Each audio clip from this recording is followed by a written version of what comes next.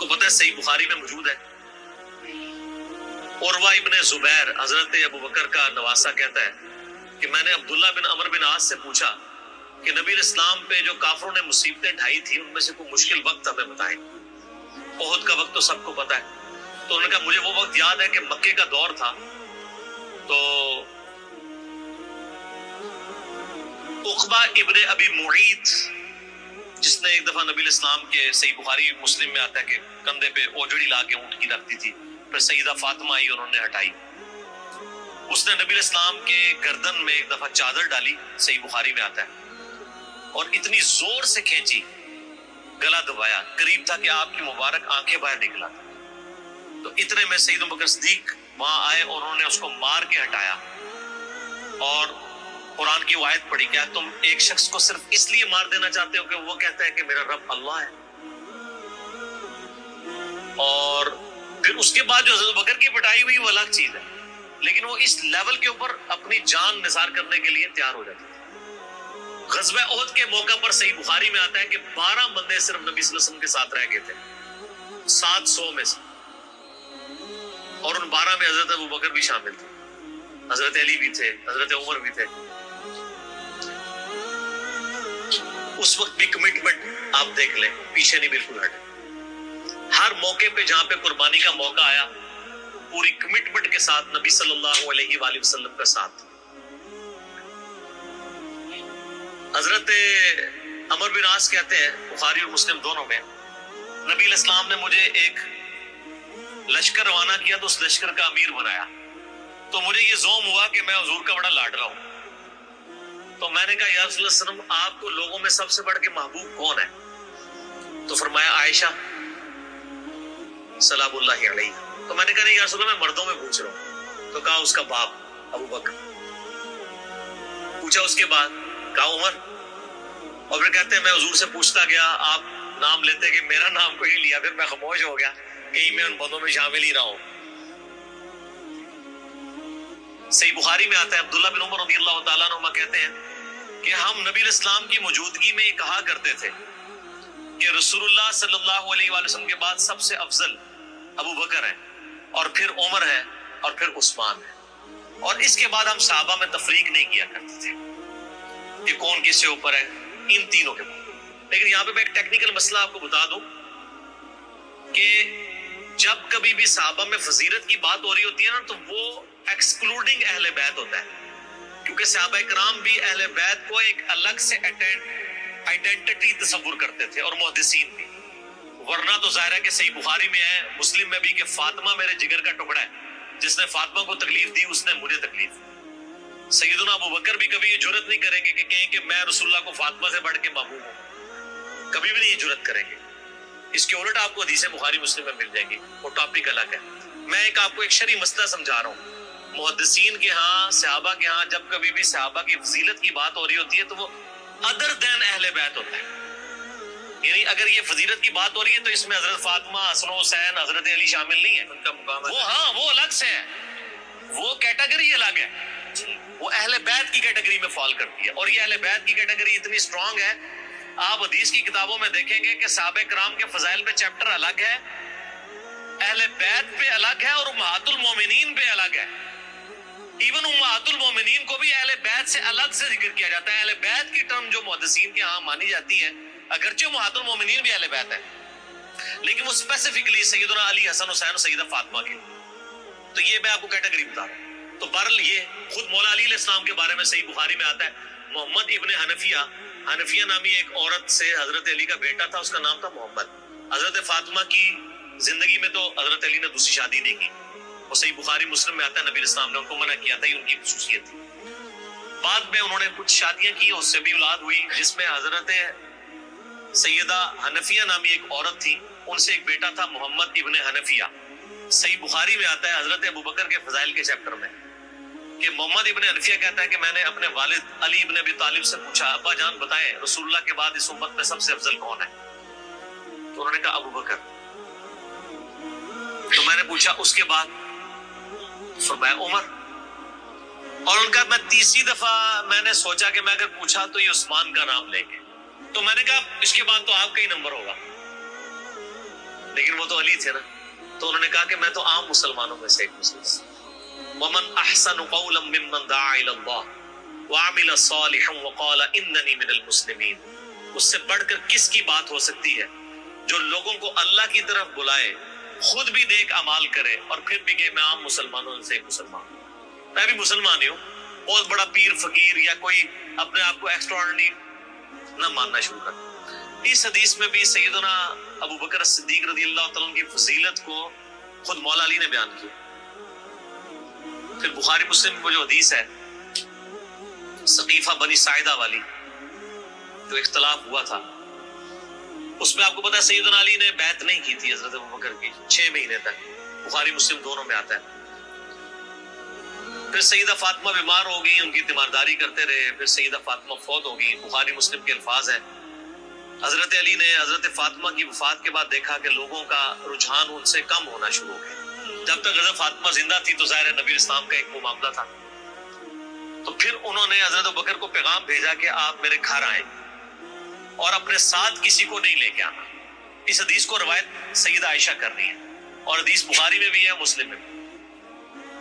اور اما عائشہ کہتی ہے کہ سیدنا علی کی خواہش تھی کہ حضرت عمر نہ جائے کیونکہ ان کے مزاج میں ذرا تیزی تھی، تو حضرت ابو بکر حضرت علی کے گھر جانے لگے تو حضرت عمر نے روک لیا، ان کا آپ کو میں اکیلے نہیں جانے دوں گا۔ ہائے ہائے، ابو بکر تو پھر ابو بکر ہے نا، انہوں نے کہا اللہ کی قسم نبی کے گھر والوں سے ہمیں کوئی شر کی امید نہیں ہے، ان کو تھا کہیں بلا کے ایجنسیوں کے ہاتھوں گرفتاری نہ کروا دیں۔ آج کے دور میں بات کروں تو حضرت بکر اکیلے گئے۔ سیدنا علی نے حضرت بکر سے کہا کہ اللہ نے جو آپ کو ہم پہ فضیلت دی ہے اس امر خلافت میں، ہمیں آپ سے کوئی حسد نہیں، لیکن نبی الاسلام کی قربت کے ناطے اور آپ کے اہل بیت ہونے کے ناطے ہم یہ سمجھتے ہیں کہ ہمیں اس مشورے میں شامل کرنا چاہیے تھا۔ تو سیدنا ابوبکر نے رونا شروع کر دیا۔ رونے کا مطلب یہ تھا کہ انہوں نے اس چیز کو ایکسپٹ کیا کہ یہ ٹیکنیکلی مسئلہ مس ہینڈل ہوا ہے، لیکن وہ کیوں ہوا وہ میں نے پورا 3 گھنٹے کا لیکچر ریکارڈ کروایا۔ مسئلہ 55B، وصی رسول کون ہے اور حدیث قرطاس کا تحقیقی جائزہ۔ جب رونا شروع کیا تو سیدنا علی نے کہا کہ بس اب میں آپ کی اعلانیہ بیعت کروں گا، یہ ہے للہیت، ورنہ وہ کہتے کہ ابوبکر میں بیعت کرتا ہوں باہر جا کے بتا دینا، یہ کام ہوتا تو اکڑ والا ہوتا، لیکن وہ تو علی تھے، اکڑ تو دور دور تک نہیں تھی، زہد تھا، عاجزی تھی، اللہ کا تعارف تھا۔ کہا میں اعلانیہ بیعت کروں گا آپ کی۔ آج کے ہوتے تو کہتے نہیں باہر جا کے آپ بتا دیں، میں ایک ٹویٹ کر دوں گا پیچھے سے کہ بس ہو گئی ہے ہمارا آپس میں۔ ظہر کے وقت بخاری مسلم کے الفاظ ہیں، سیدنا ابو بکر نماز کے بعد ممبر پہ چڑھے اور حضرت علی کے فضائل بیان کیے اور پھر بیان کیا کہ ان کے بیعت نہ کرنے کی وجہ کیا تھی، اور پھر ممبر سے نیچے اتر آئے۔ پھر حضرت علی ممبر پہ چڑھے اور حضرت ابو بکر کے فضائل بیان کیے اور اپنے بیعت نہ کرنے کی وجوہات بتائیں، اور پھر اعلانیہ بیعت کی، اور حضرت علی ممبر سے اترے تو تمام مسلمان پھر حضرت علی سے خوش ہو گئے کہ انہوں نے اس مسئلے میں قربانی والا معاملہ کیا۔ تو یہ بھی ایک موقع تھا۔ اس میں الفاظ ہیں کہ حضرت ابوبکر کہتے ہیں اللہ کی قسم حضرت علی سے روتے ہوئے کہ مجھے نبی کے گھر والے اپنے گھر والوں سے بڑھ کے عزیز ہیں۔ اور آپ کو مزے کی بات بتاؤں، صحیح بخاری میں ایک کریٹیکل حدیث ہے حسن و حسین کے چیپٹر کے اندر، امام بخاری نے ڈالی ہے، وہ امہات المومنین کے چیپٹر میں نہیں ہے، حسن و حسین والے چیپٹر میں، کہ حضرت ابوبکر کہتے ہیں کہ رسول اللہ کے قرب کو ان کے اہل بیت کے قرب میں تلاش کرو۔ کون کہہ رہے ہیں؟ حضرت ابوبکر۔ اور اہل بیت سے مراد کون؟ سیدنا حسن و حسین، کیونکہ امام بخاری نے اس حدیث کو حضرت ابوبکر کے قول کو حضرت حسن و حسین والے چیپٹر میں لیا کہ محمد صلی اللہ علیہ وآلہ وسلم کی قربت کو ان کے اہل بیت کی قربت میں تلاش کرو۔ تو سیدنا ابوبکر صدیق رضی اللہ تعالیٰ عنہ کو نبی الاسلام سے نسبت رکھنے والی ہر چیز بڑی بڑھ کر محبوب تھی، چاہے وہ آپ کے اہل بیت ہوں یا آپ صلی اللہ علیہ وآلہ وسلم کی قریبی کو رشتہ دار ہوں، ہر معاملے میں۔ اس لیے آپ دیکھیں نا، کمپرومائز آپ کو کہیں نظر نہیں آتا۔ سر بخاری میں آتا ہے کہ صلح حدیبیہ کے موقع پر حضرت عمر سے بھی تھوڑی سی مس ہینڈلنگ ہو گئی تھی، یا رسول اللہ ہم کیا حق پہ نہیں ہیں، پھر دب کے کیوں صلح کر رہے ہیں؟ حضور نے فرمایا کہ میں اللہ کا پیغمبر ہوں۔ پھر بھی تسلی نہیں ہوئی، حضرت ابوبکر کے پاس آئے، پھر حضرت ابوبکر نے ڈانٹا کہ عمر وہ اللہ کے پیغمبر ہیں۔ اور حضرت عمر کہتے ہیں مجھے پوری زندگی اس چیز کا غم رہے گا کہ میں نے بڑی جرأت دکھائی۔ الٹیمیٹلی ثابت ہوا کہ صلح حدیبیہ والا جو معاملہ تھا وہ مسلمانوں کے حق میں شامل ہوا، لیکن حضرت ابوبکر کا آپ ایمان کا لیول دیکھیں کہ وہ سرکمسٹانسز پہ نہیں جاتے تھے، وہ کہتے تھے اللہ کے پیغمبر نے فیصلہ کیا، الٹیمیٹلی اسی میں خیر ہو۔ ان کا ایمان اس لیول کا تھا کہ وہ عقلی دلائل کو بعد میں رکھتے تھے، اور وہاں پہ بھی آپ کو نظر آیا، اور انہوں نے حضرت عمر کو کہا کہ عمر وہ اللہ کے پیغمبر ہیں، جو فیصلہ کر رہے ہیں وہ ٹھیک ہے۔ اسی لیے ہر مسئلے میں آپ کو احتیاط کا پہلو نظر آتا ہے۔ پھر بخاری میں آتا ہے جب مرتدین زکات تھے، حضرت عمر جیسے لوگ بھی کہہ رہے تھے اتنے معاذوں پہ آپ جنگ نہ کھولیں، پہلے کچھ قبائل مرتد ہو گئے ہیں، رومن امپائر چڑھی دوڑی ہے، پرشین امپائر کے ساتھ ہم نے سارے معاملات شروع کیے ہوئے ہیں، اتنے معاذوں پہ ہم کیسے لڑیں گے؟ تو سیدنا ابوبکر نے کیا کہا تھا؟ اللہ کی قسم کو رسول اللہ کے زمانے میں جانور دیتا تھا اور اس کے ساتھ ایک رسی بھی دیتا تھا، اور اب نہیں دے گا نا میں اس کے خلاف بھی قتال کروں گا، اکیلا مجھے کرنا پڑے۔ جس طرح نماز اللہ کا حق ہے، اسی طریقے سے زکات بھی اللہ کا حق ہے۔ جو نماز اور زکات میں فرق کرے گا میں اس کے خلاف قتال کروں گا۔ وہ ریٹ آف دی گورنمنٹ کو چیلنج کر رہا ہے۔ حضرت عمر کے الفاظ ہیں بخاری میں کہ اللہ تعالیٰ نے ابوبکر کا سینہ کھول دیا تھا اس مسئلے میں، اور ابوبکر کی باتیں سن کے ہمارا سینہ بھی کھل گیا، حالانکہ پورے صحابہ ایک طرف کھڑے تھے، ابوبکر ایک طرف کھڑے ہوئے تھے۔ ان کی جو نبی علیہ السلام سے کمٹمنٹ تھی نا، وہ ان کو ہٹنے نہیں دیتی تھی۔ صحیح بخاری میں آتا ہے، آپ کو پتہ ہے لشکر اسامہ کے اوپر بڑے بڑے صحابہ نے اعتراض کیا کہ یہ اسامہ تو کل کا بچہ ہے 15-16 سال کا، اتنے سینئر صحابہ اس کے انڈر لگا دیے ہیں۔ نبی علیہ السلام نے وفات کی وصیت کی تھی کہ لشکر اسامہ بھیجنا ہے، اور رومن امپائر کیونکہ انہی کے باپ شہید ہوئے تھے نا، زید ابن حارثہ غزوہ موتا کے اندر۔ اب جب نبی علیہ السلام کی وفات ہوئی تو پھر لوگوں کو آ کے لوگ مشورے دے رہے ہیں حضرت ابوبکر کو کہ اب تو آپ نے ڈیسیژن کرنا ہے تو اسامہ کو چینج کر دیں۔ ہائے ہائے، انہوں نے کہا میں اسامہ کو، جس کو نبی علیہ السلام نے امیر مقرر کیا، میں اس کو چینج کروں؟ یہ ہو بھی نہیں سکتا۔ یہ ان کی کمٹمنٹ کا لیول تھا۔ تراویح کی جماعت نہیں شروع کرائی، سر کمٹمنٹ کا لیول دیکھیں۔ نبی علیہ السلام نے نہیں کرائی، میں نے بھی نہیں کرانی۔ حضرت عمر نے بھی 3 سال نہیں کی، بعد میں کروائی، لیکن اس میں ساتھ ہی انہوں نے، صحیح بخاری میں موجود ہے کہ اس سے افضل یہ ہے کہ جو رات کے آخری پہر میں اٹھ کے گھر میں نماز پڑھ دیں، یہ صرف جواز کیا تک۔ لیکن حضرت ابوبکر کی اطاعت کا لیول آپ دیکھیں، انہوں نے تراویح کی جماعت بھی شروع کروائی کہ نبی علیہ السلام نے نہیں کروائی، میں کیوں کرواؤں؟ بخاری میں الفاظ ہے، اما عائشہ کہتی ہیں نبی علیہ السلام نے جب وہ ڈانٹ دیا تھا نا اور کہا تھا گھروں میں نماز پڑھو، تو معاملہ اسی طرح ہی رہا۔ پھر حضرت ابوبکر نے بھی پوری زندگی کسی کو تراویح پہ نہیں ابھارا، سب لوگ اپنی اپنی پڑھتے تھے۔ حضرت عمر کے بھی 3 سال گزرے۔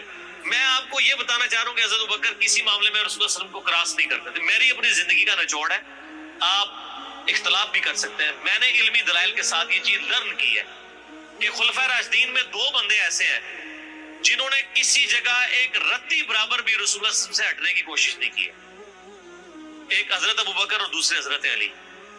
حضرت عمر اور عثمان کی زندگی میں آپ کو کئی واقعات ایسے ملیں گے کہ انہوں نے اجتہاداً کچھ ایسے کام کیے ہیں جو بعد میں ان کو ریورس کرنے پڑے ہیں۔ انہوں نے اپنے اجتہاد سے کیے، ان کا معاملہ اللہ کے سپرد۔ لیکن حضرت ابوبکر اور حضرت علی جو تھے، یہ 2 پرسنالٹیز ایسی تھیں کہ ان میں جو سنت کو فالو کرنے کی کمٹمنٹ تھی نا، وہ ایسی تھی کہ وہ اپنی عقل کو دوسرے نمبر پہ رکھتے تھے۔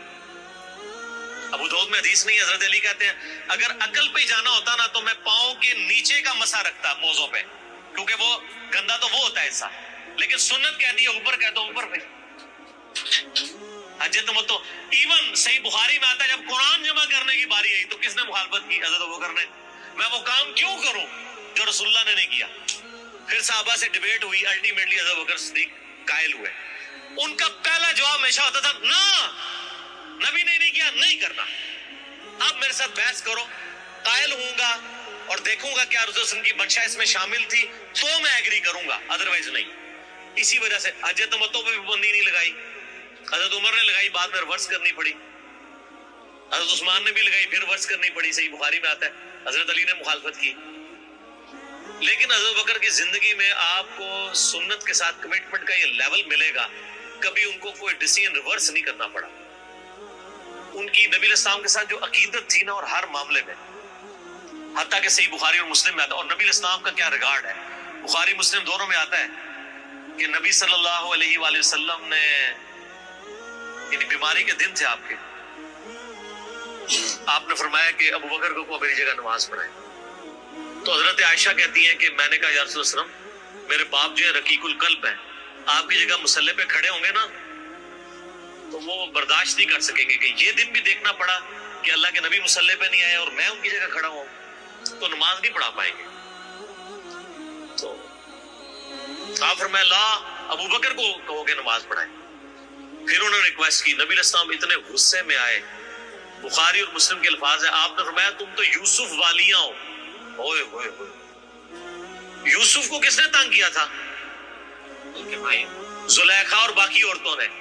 کتنی نٹوریس مثال تھی اگر آپ کمپیئر کرنا شروع کریں. بالکل 100% بٹھائیں تو حضرت یوسف کو تنگ کیا نا، اپنی طرف مائل کرنا چاہتی تھی.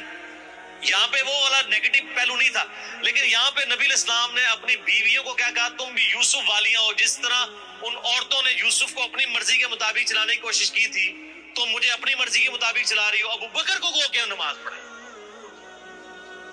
اتنی کمٹمنٹ. پھر انہوں نے نماز پڑھائی.